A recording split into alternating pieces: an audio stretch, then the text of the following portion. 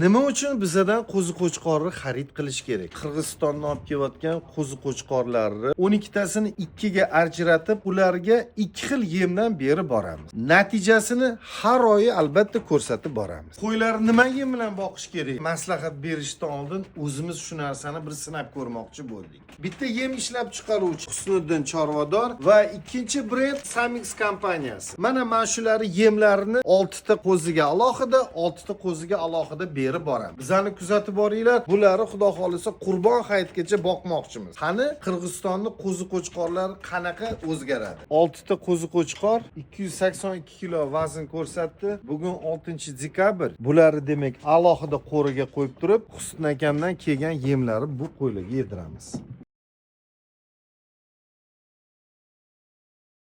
6 ta qo'zi qo'chqorimiz 294 kilo vazn ko'rsatdi. Bularni Ohangarondan kelgan Samix brendidagi yem bilan boqamiz.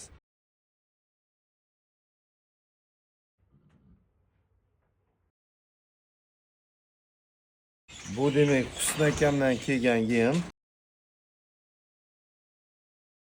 Bu qo'rada Husniddin Chorvador brendidagi yemlar yeydigan qo'zilar turibdi. Bu qo'rada bo'lsa Ohangarondagi Samix yemlarini yeydigan qo'zilar. Musobaqa boshlandi.